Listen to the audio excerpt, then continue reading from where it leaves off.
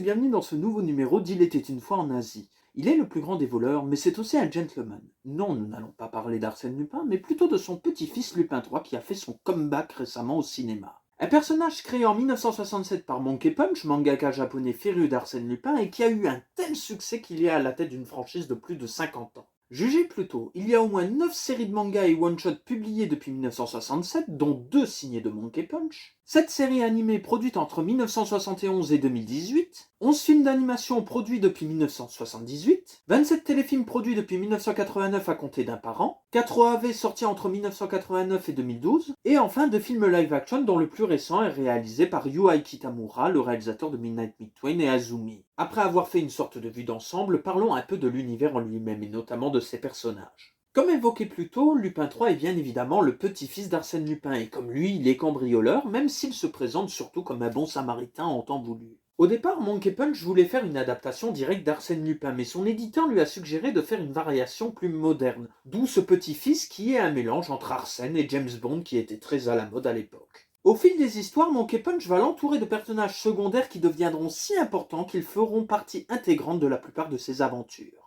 Daisuke Jigen est un franc-tireur doublé d'un fumeur invétéré inspiré de James Coburn. Goemon Ishikawa 8e du nom est l'héritier d'une famille de samouraïs et il est toujours affublé de son Zantetsuken, le fameux sabre qui détruit tout. Un élément oriental voulu par l'auteur et qui était initialement un ennemi de Lupin avant de devenir son frère d'armes.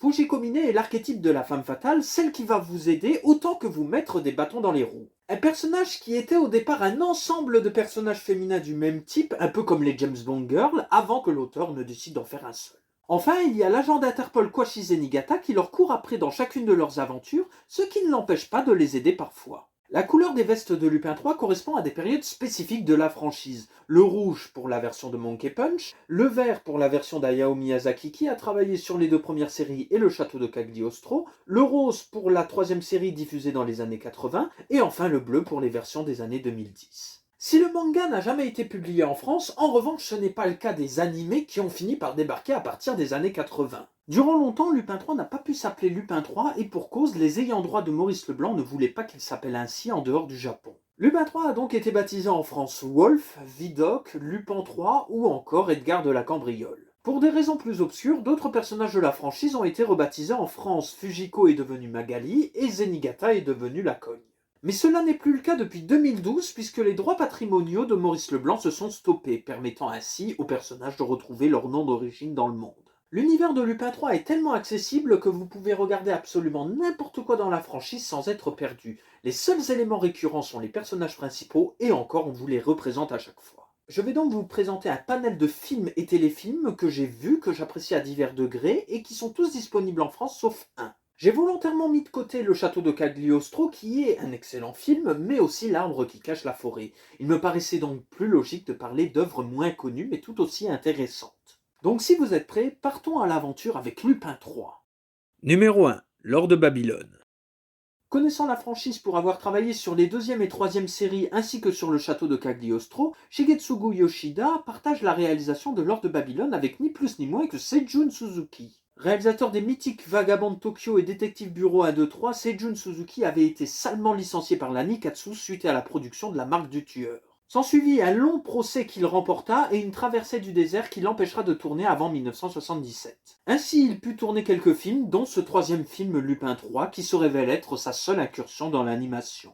Initialement, la Tokyo Movie Shinsha avait choisi Mamoru Oshii, le futur réalisateur de Ghost in the Shell, pour écrire et réaliser ce film. Son scénario a amené Lupin à la recherche d'un fossile d'ange avant qu'il n'affronte un architecte reconstruisant la tour de Babel à Tokyo. Le script n'a pas trop plu à TMS au point que Mamoru Oshii a dû quitter le projet. Cependant, certains éléments de son script sont encore présents dans le résultat final, comme ce sera le cas de la tour de Babel présente dans une célèbre ville du monde. Le scénario a donc été simplifié pour montrer Lupin III et des mafieux en train de s'affronter autour de Lord de Babylone et de la tour de Babel. En résulte un film cosmique, très cartoonesque et même sexy en atteste les différents moments avec les Miss Interpol. Numéro 2. Le complot du clan Fuma. Réalisé par Masayuki Ozeki, réalisateur d'épisodes d'Albator et de Beyblade, le complot du clan Fuma a eu une production particulièrement chaotique. En effet, la TMS était face à des restrictions budgétaires et ils ont dû se passer du casting vocal habituel pour prendre des acteurs beaucoup moins chers. De même, le film se situe au Japon pour éviter des repérages à l'étranger trop coûteux. Sorti en 1987 dans les salles japonaises, le complot du clan Fuma est souvent considéré à tort comme une OAV, et pour cause, il n'a pas été un grand succès, et les spectateurs l'ont surtout vu en VHS. Ce qui n'a pas empêché ce très bon film de gagner en réputation par la suite. D'ailleurs, certains fans le rapprochent du premier long métrage d'Hayao Miyazaki, puisque certains animateurs ont travaillé sur Fuma et Cagliostro, et parce que Lupin 3 a une veste verte dans les deux films.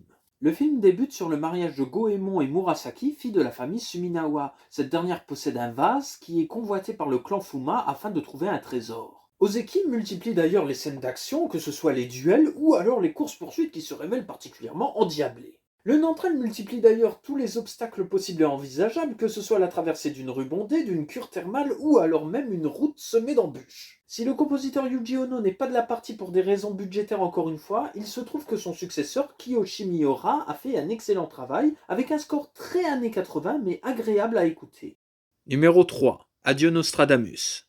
Trois réalisateurs sont crédités sur ce cinquième film Lupin 3. Le premier est Shunya Ito, réalisateur des trois premières Femmes Scorpions, véritable film culte des années 70. Le second est Takashi Shirato qui a travaillé sur plusieurs projets autour du Yamato entre 1974 et 2009. Quant à Nobuo Tomizawa, il avait travaillé comme assistant réalisateur sur le complot du clan Fuma et a depuis travaillé sur la série Lupin 3 de 2015.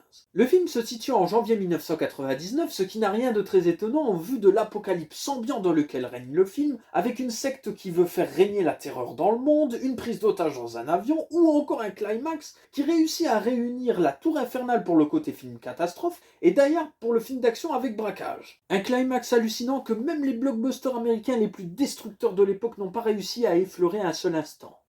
Numéro 4. Mort ou vif. La particularité de ce sixième long métrage animé de Lupin 3 est qu'il est réalisé par l'auteur Monkey Punch, enfin en partie puisqu'il n'a réalisé que le début et la fin du film. La raison est que Monkey Punch a été appelé à la rescousse par la TMS alors qu'il n'avait plus du tout de réalisateur sous la main. Le problème est que Monkey Punch n'est pas réalisateur et qu'il avait des délais beaucoup trop courts pour un débutant, au point qu'il n'a plus voulu réitérer l'expérience par la suite. Toutefois, il a été secondé par Jun Kawago et Hiroyuki Yano qui ont travaillé sur des téléfilms Lupin 3. Lupin doit faire face à un dictateur qui convoite le trésor d'un roi que le despote a destitué et tué. Mais le trésor est gardé par des nanotechnologies et le seul moyen de l'atteindre est de retrouver un prince laissé pour mort. Un opus un peu plus radical que d'habitude avec un contexte géopolitique très fort et des morts particulièrement graphiques. Si le seul film de Monkey Punch n'a pas eu la production idéale, il est très loin d'être une catastrophe artistique, confère la course-poursuite inaugurale. Numéro 5. Le secret du Twilight Gemini. Ce téléfilm de 1996 est réalisé par Shizaburo Sugi, un réalisateur plutôt talentueux puisqu'il a adapté Street Fighter 2, Train de nuit dans la Voie lactée et Touch. Un opus très porté sur la géopolitique là aussi puisque Lupin se retrouve au centre d'un conflit entre deux tribus marocaines, les deux convoitant un diamant à deux faces nommé le Twilight Gemini. Ce téléfilm est d'ailleurs particulièrement connu à cause de son côté polisson et pour cause, Fujiko comme Lara, la survivante guette, se retrouve régulièrement dénudée. Numéro 6. Épisode 0, First Contact.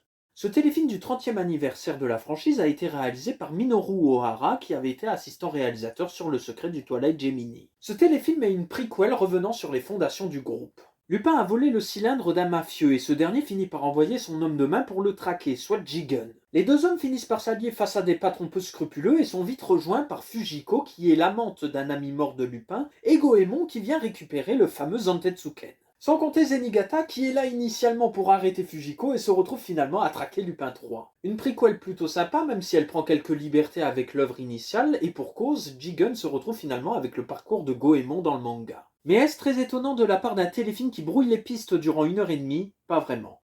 Numéro 7. La trilogie de Takeshi Kwake.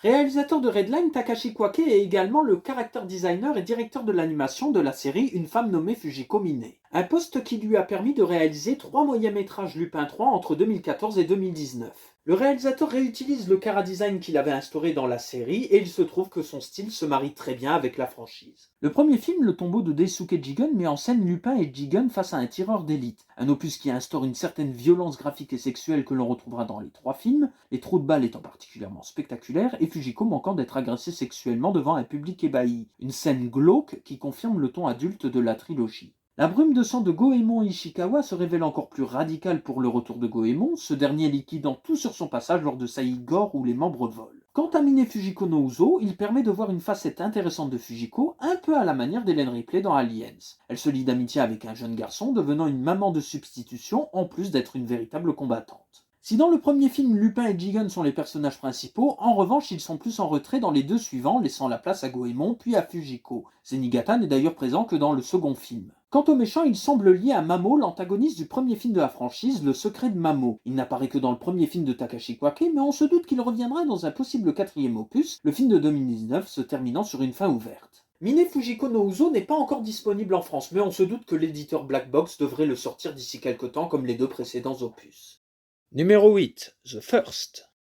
Cette année, Eurozone a accompli un véritable miracle. En plus de 40 ans de franchise, The First est le premier film Lupin 3 à sortir directement au cinéma en France. La différence avec Le Secret de Mamo et Le Château de Cagliostro, qui ont déjà eu une existence en vidéo avant d'avoir des sorties au cinéma ces dernières années. The First est réalisé par Takashi Yamazaki, réalisateur des pas terribles Retourneurs et Space Battleship Yamato, ainsi que du récent film Dragon Quest. The First est également le premier film entièrement réalisé en images de synthèse de la franchise Lupin 3. Un type d'animation qui ne convient pas vraiment aux japonais comme le confirment les différents essais de Shinji Aramaki. Des films qui ressemblent souvent à de vulgaires cinématiques de jeux vidéo avec des personnages absolument monolithiques. The First peut donc être vu comme un exploit puisque depuis Final Fantasy en 2001, c'est probablement la première fois que l'on voit un film de cinéma en CGI au Japon être aussi beau. La raison de ce succès repose principalement sur le style. Lupin 3 a un style cartoonesque et non photoréaliste, ce qui permet plus de fantaisie au niveau des visages. Le scénario se révèle assez captivant et nous mène dans les années 60 où Lupin cherche le journal de Bresson, un architecte tué par les nazis. Un journal également convoité par les adeptes d'Adolf Hitler, ces derniers cherchant à ranimer le Troisième Reich. D'ailleurs, le film se révèle parfois très proche de la dernière croisade de Steven Spielberg et pour cause, Lupin se retrouve à un moment à devoir faire 3 épreuves pour atteindre un trésor. Tout comme Indiana Jones faisait exactement la même chose avec le Graal.